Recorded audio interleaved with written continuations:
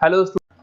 ये वीडियो मैं उन स्टूडेंट्स के लिए बना रहा हूँ जो आने वाले टाइम में डॉक्टर बनने वाले हैं और साथ ही साथ अभी आप लोगों ने 12th का एग्जाम दिया है और नीट का एग्जाम भी आपने दिया होगा। बहुत अच्छा स्कोर आया है आपका और अगर स्कोर अच्छा आया है तो आप एमबीबीएस के लिए भी जा सकते हैं और वेटनरी के लिए भी जा सकते हैं। दो ऑप्शंस अवेलेबल है आपके पास में।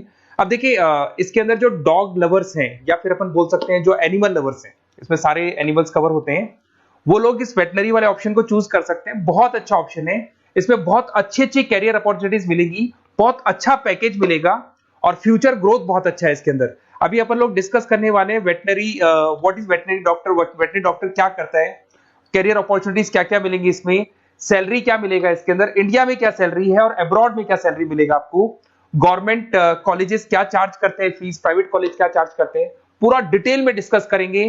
कहां एडमिशन लेना चाहिए, कितनी फीस पे लेना चाहिए, स्कॉलरशिप कितना मिलेगा, कम से कम बजट में कौन सा कॉलेज मिलेगा, इसको अपन बिल्कुल डिटेल में डिस्कस करने वाले हैं। चलो शुरू करते हैं। अब देखिए एक वेटनरी डॉक्टर करता है क्या, what the veterinary doctor will do. तो वेटनरी डॉक्टर बहुत सारे काम करता है, डायग्नोस्टिक का काम है, उसका ट्रीटमेंट का काम है, सर्जरी का काम है, प्रिवेंशन क्योर का काम है, इमरजेंसी केयर के लिए आपका जो एनिमल वेलफेयर हो गया, क्लाइंट एजुकेशन हो गया, ये सारे काम को करता है। जैसे अगर अपन डायग्नोस्टिक की बात करें तो एनिमल्स का एग्जामिनेशन करना है, उसका एक्सरे करना है, ब्लड टेस्ट करना है, उसमें वो काम करेगा। अगर मैं ट्रीटमेंट की बात करता हूँ तो यहाँ पे वो मेडिसिन वगैरह जो देगा वो देगा आपको, प्रोवाइड वैक्सीनेशन, वो बहुत इंपॉर्टेंट है क्योंकि वैक्सीनेशन वगैरह अपन देखते हैं डॉग्स वगैरह को रेगुलर बेसिस पे अपने को देना पड़ता है। सर्जरीज हो गई, जैसे रूटीन सर्जरीज, कॉम्प्लेक्स सर्जरीज, ये सारे काम वो करेगा। उसके अंदर प्रिवेंटिंग क्योर, वैक्सीनेशन वगैरह हो गया। उसके बाद में इमरजेंसी केयर के लिए वो जो काम करेगा, जैसे इमरजेंसी केयर में किसी को किसी एनिमल को कोई प्रॉब्लम आ गया तो उसका लाइफ सेविंग कैसे करना है, इमरजेंसी में कैसे लेना है उसको। एनिमल वेलफेयर में जैसे जो एनिमल वेलफेयर ऑर्गेनाइजेशन होती है उसमें वो काम करेगा। उसके बाद में क्लाइंट एजुकेशन हो गया, जो भी आपके क्लाइंट्स होंगे जो डॉग रखते हैं, जो भी पेट रखते हैं, उनको क्या खिलाना है, उनको कैसे रखना है, उसके ऊपर डिस्कशन करेगा सारा का सारा। अब देखिए मेन चीज इसमें आती है कैरियर अपॉर्चुनिटीज।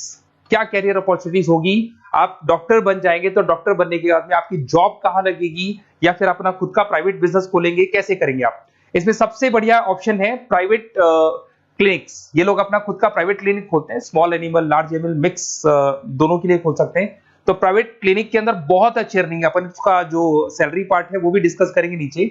उसके बाद में आपका एनिमल हॉस्पिटल्स हो गए, प्राइवेट और गवर्नमेंट दोनों हॉस्पिटल हैं जहां पे जॉब लग सकती है। रिसर्च इंस्टीट्यूट्स हो गए जहां पे आपका जॉब लग सकता है, जैसे फार्मास्यूटिकल कंपनी हो गया, गवर्नमेंट एजेंसीज हो गया, यहाँ पे जॉब लग सकता है। उसके बाद में गवर्नमेंट एजेंसीज में public health agencies, department of agriculture, यहाँ आपका जॉब लग सकता है। कुछ लोग बोलते हैं जू हो गया, वाइल्ड लाइफ सेंचुरी हो गई, वहां आपका जॉब लग सकता है, जू, एक्वेरियम, यहाँ पे लग सकता है, वाइल्ड लाइफ सेंचुरीज में लग सकता है। उसके अलावा फूड प्रोडक्शन इंडस्ट्रीज हो गई, जैसे लाइफ स्टॉक प्रोडक्शन हो गया, जैसे कोई मुर्गियों का बिजनेस करता है या मुर्गियों का फार्म है, वहां पे जॉब लग सकता है आपका। एनिमल वेलफेयर एडवाइस के लिए जॉब लग सकता है आपका। कुछ नॉन प्रॉफिट ऑर्गेनाइजेशन होती है जो एनिमल्स के लिए खुली हुई है और उनका ऑब्जेक्टिव होता है कि कोई भी अगर एनिमल के साथ कोई प्रॉब्लम है तो वो लोग सॉल्व करते हैं उसको, उसका कोई चार्ज नहीं है, वहां आपका जॉब लग सकता है। उसके बाद में पेट और फूड न्यूट्रिशन, क्या खिलाना है, जैसे आपने सुना होगा डॉग्स को पेडिग्री देते हैं अपन, वैसे कौन सी चीज खिलानी चाहिए, क्या नहीं खिलाना चाहिए, उसकी जो जितनी मेडिसिन बनेगी या जितने फूड बनेंगे वहां जॉब लग सकता है आपका। उसके अलावा आपका स्कूल्स एंड कॉलेजेस में आपका जॉब लग सकता है एज अ फैकल्टी। पढ़ने के बाद में अगर आपका इंटरेस्ट है फैकल्टी बनने का तो वहां आपका जॉब लग सकता है। कंसल्टेंसी फर्म्स हो गया, animal health consultancy, food safety consultancy, यहाँ आपका जॉब लग सकता है। देखो ये सारे ऑप्शंस है। उसके अलावा सैलरी पैकेज देखो, अभी मैं जो सैलरी पैकेज की बात कर रहा हूँ इंडिया की बात कर रहा हूँ, अपना जो होम कंट्री इंडिया इसकी बात कर रहा हूँ, फिर अपन सैलरी पैकेज की बात करेंगे, वो अब्रॉड की बात करेंगे। तो सब में अगर आप देखें तो ऑन एन एवरेज ये मान के चले कि आपका 5 लाख से 10 लाख तक का एवरेज जा रहा है पैकेज। अगर प्राइवेट क्लिनिक भी आप खोलते हैं, गवर्नमेंट सर्विस भी करते हैं ना, तो आप ये मान के चले कि आपका पैकेज 5 से 10 के बीच में जाएगा। उसके बाद रिसर्च इंस्टीट्यूट में भी यही मिलेगा आपको, जूस वगैरह के अंदर आपका यही 5 से 10 लाख के बीच में मिलेगा। फूड प्रोडक्शन इंडस्ट्रीज है, नॉन प्रॉफिट ऑर्गेनाइजेशन है, तो ऑन एन एवरेज ये मान के चलो 5 लाख टू 10 लाख। तो एज अ फ्रेशर आपको एक्सपीरियंस हो जाएगा तो पैकेज बढ़ जाएगा, कंसल्टेंसी फर्म से यहाँ लग सकते हैं। बट अगर आप अब्रॉड का प्लान कर रहे हो ना, तो अब्रॉड के अंदर तो ये मान के चलो कि आपका जो सैलरी है उसके अंदर बहुत जबरदस्त मल्टीपल इंक्रीमेंट होने वाले हैं। अगर आप अब्रॉड का प्लान कर रहे हैं, अगर यूएस में अगर आपका जॉब लगता है तो ये मान के चले ऑन एन एवरेज $1 लाख है एनुअली। तो अगर $1 लाख का मतलब मान के चले तो 83 या 80 रुपीज राउंड फिगर में मानोगे तो भी 80 लाख रुपए आपको मिले। तो इसके अंदर एक बहुत अच्छा ऑप्शन है कि आप एज अ डॉक्टर बन के अब्रॉड भी जा सकते हैं। कुछ लोग हैं जो नहीं जाना चाहते बट कुछ जाना चाहते हैं तो वो जा सकते हैं, इसमें अब्रॉड भी जा सकते हैं। उसमें यूएस है, यूके है, ऑस्ट्रेलिया है, कनाडा है, जर्मनी है, बाकी और बहुत सारी कंट्रीज है जहां पे बहुत अच्छे अच्छे जॉब लगेंगे। ऑन एवरेज मान के चलो 80 लाख, 70-80 लाख रुपए आपको साल के मिल जाएंगे। ये सारे ऑप्शंस हैं। अब मेन चीज पे आते हैं। देखो सीधी सी बात है, अगर इसको करना है तो उसको करने के लिए नीट में स्कोर कितना चाहिए, गवर्नमेंट कॉलेज क्या मांगेगा, प्राइवेट कॉलेज क्या मांगेगा।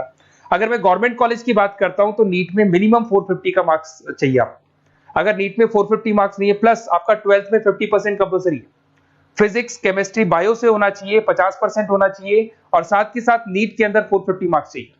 5.5 साल का कोर्स है। गवर्नमेंट कॉलेज में अगर आपको मिल जाता है तो सबसे फर्स्ट ऑप्शन यही रखेंगे आप। यहां पर आपका 2 लाख रुपए फीस मान के चलो तो 8 लाख रुपए में आप ये मान लो 8-10 लाख के अंदर अंदर, मतलब मैक्सिमम 10 लाख का खर्चा मान के चलो, इसके अंदर अंदर आपका कंप्लीट कोर्स हो जाएगा अगर गवर्नमेंट कॉलेज मिलता है।